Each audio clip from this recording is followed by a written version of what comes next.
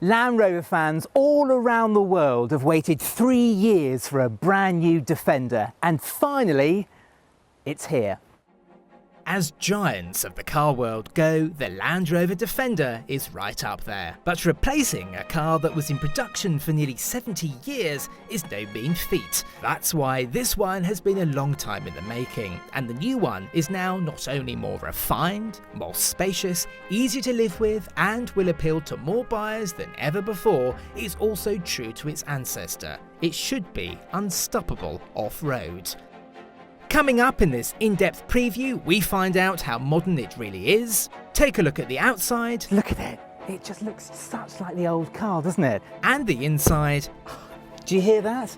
That's a noise the original Defender never made. and reveal everything you need to know. Before we get started though, subscribe to the channel and tell us what you think in the comments below. Right, let's start off with styling. It is a Defender after all, isn't it? Now the irony is, the original Land Rover was never designed at all. It was designed to be fit for purpose, but this one has had to be because, I mean, it is the rebirth of the Defender after all, isn't it? Now at the front, I mean, it looks pretty special, doesn't it? You're not going to mistake this for any other SUV on the road, are you? Now I think it looks a bit like a concept car, but there are still some key Defender design cues going on here.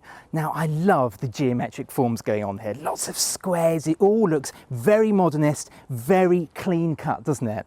Now down the side, this is where the Defender really does pick up some of its heritage, because you've got these square wheel arches, this steeply raked windscreen, and look at the little kink up there. That is straight from the Defender style book, isn't it? And look, the return of the Alpine light. That is such a distinctive, classic Defender styling cue. But it's at the back though where the car looks most Defender-y, doesn't it? And one of the reasons for that is this design here where it looks as though it's been sawn off. Now that's not just purely for design purposes, it's ideally because this car can have the greatest possible departure angles, which of course is what you need when you go off-road. Now of course it's got the exterior mounted wheel, and it's got the side opening tailgate. It is typically Land Rover heavy, which is all good.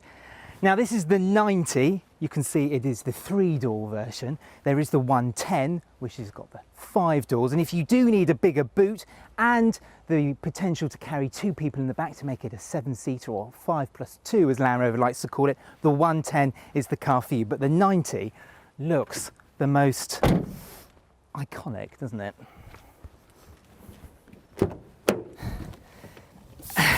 Now inside, and do you hear that?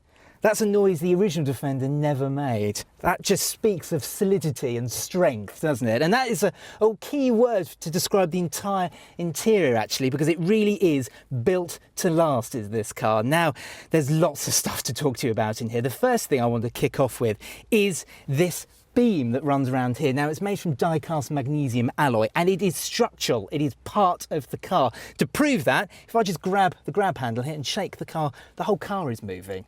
I mean, you don't normally get that in a Range Rover, do you, for heaven's sake? Now, talking about this car being fit for purpose, as standard, you get rubber mats throughout the entire car with carpets on top. You get flush-fitting door sills as well, so you can wash the interior of this car to get rid of all the dirt and the muck and everything. Again, fit for purpose. Another thing that's fit for purpose, look, the exposed screw heads there. Why cover them up? It's a Defender, for heaven's sake, isn't it? Now, there's a clear reference to this car's heritage here, because, you know, I said the 90 is a 5-seater. Well, you can actually make it a 6-seater if you go for the optional jump seat here, because in its sort of raised, well, in its lowered position, you've got a couple of cup holders, you've got lots of USB ports there as well, but you can actually raise it up, and then you've got space for a child to sit there, and it just harks back to those classic days of motoring with mum and dad up front and the kid in the middle. Now, to make way for the child's legs, they've had to move the gear lever to the top here, and again, if you look around this interior, you'll find very few switchgear carried over from other Land Rover products. It is all beautifully designed in here. Now you can go for a multitude of different options in here, different interior trims, different colours. We've got sort of a textile and leather combo here. You can go for full leather, full textile, full material, all sorts of different options, one of which is this fabric roof. It folds back. You can have a normal roof if you like, but that again is perfect for your sort of safari trips away, isn't it? There's nothing retro about the tech on board the Defender, as it debuts a brand new infotainment system for Jaguar Land Rover. It's called PIVI Pro, and JLR says it's quicker and easier to use than its other older systems, and is housed in a 10-inch glossy touchscreen. There's Apple CarPlay and Android Auto as standard, and it's also home to the Defender's vast array of off-road programs, but more of that later. There's also a new version of Land Rover's Activity Key, there's a smartphone app to control your Defender, and you can specify a head-up display. And the Defender gets two of JLR's newest pieces of tech from the Range Rover Evoque. Clear sight ground view, so you can see the terrain directly beneath you, and a rear view mirror that can become a screen, giving you better visibility. And the Defender should never have to visit a dealer to receive upgrades, as there's over-the-air updates. Just like its predecessor, you'll be able to get many versions of the Defender, even including a couple of commercial variants. At launch, there are 5 versions of the civilian car. The standard one gets lovely 18-inch steel wheels, a heated windscreen, LED lights, puddle lights, 8-way adjustable heated front seats, the 10-inch screen with Apple CarPlay, Android Auto, and clear sight ground view. S models get 19-inch alloy wheels, leather on the steering wheel, and a centre console with an armrest. SE gets 20s, upgraded LED lights, blind spot assist, and on the 110, Isofix on the front passenger seat. Then there's HSE, which gets things like a sliding panoramic glass roof, matrix LED headlights, and cooled front seats, while the Defender X gets a black contrast roof, terrain response 2, and a head-up display. But that's really not all. There are 4 accessory packs which I will guarantee you'll want to buy. The Adventure includes a side-mounted pannier box, an integrated air compressor, mud flaps, a portable rinse system with a pressurised water reservoir, and a backpack built into the rear seat. Country is the posh one for shooting and adds wheel arch protection and a full height load space partition, while the Explorer pack brings things like a raised air intake, a 26kg roof rack, and the same gear carrier as the Adventure. Urban is the last one, and the fashionable one apparently, with lots of bright silver trim and lots of alloy wheel choices. And if that's really not enough, there are around 170 accessories on offer, with things like roof-mounted tents and lots of exterior options too, including this Defender 90's satin paint wrap to protect the paintwork, which can be removed, and this car's checker plates in various places around the bodywork. Now, the joy of editing, I've been able to hop from the front seats of the 90 into the back seats of the 110, and this is the real family car of the range, and you can tell that because the amount of space back here. I mean, I've got tons of knee room, tons of headroom, and another feeling you get back here is of light and spaciousness, because you've got this glass roof here, you've got the Alpine lights, of course, which just bathe the rear quarters in extra light, and that you can have different sort of seating combinations in here as well. So you can have a standard 5-seater, you can have a 6-seater with that jump seat if you opt for it, or you can have a 5+2, and we've got the 5+2 here.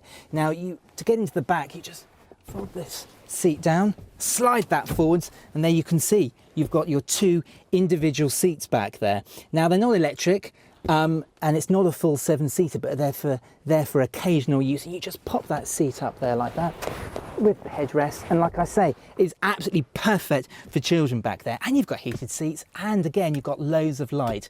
And this car is all about sort of durability and sort of strength and extra versatility as well. I mean, it's a really sort of practical and perfect layout, isn't it?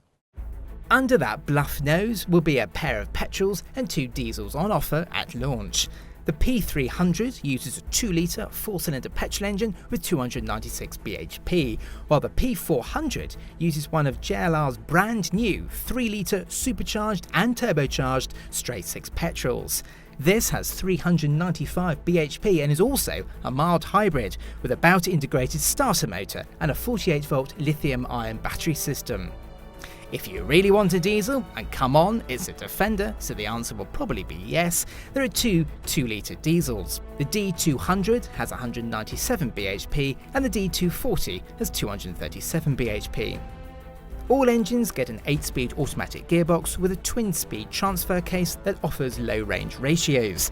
90s get coil springs as standard with air suspension as an option, while the 110 gets air as standard. And there's also a plug-in hybrid Defender on the way, which will arrive sometime in 2020. Now, here's the bit you really want to know. What's it like off-road? Well, Land Rover claims the new Defender is even more capable off-road than its predecessors, which is quite a statement. There's a new configurable terrain response 2 system so you can fine-tune the car, a new wide program which pumps up the air suspension and closes the car's air vents.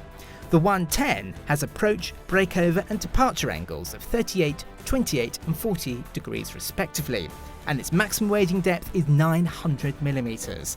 That's 400mm more than the old Defender. For prices, well, they start a bit lower than you were probably expecting. A basic Defender 110 with a D200 diesel engine will cost £45,240, but they shoot up to a pretty alarming £78,800 for the P400 X110. The 90 hasn't been priced up just yet, but that should cost them around £40,000, and the commercial Defenders will be around £35,000 plus VAT. They arrive next year. So there we are then, the all-new Defender reimagined for the 21st century. What do you think to it? Well, let us know what you think in the comments section below, and as ever, thanks for watching.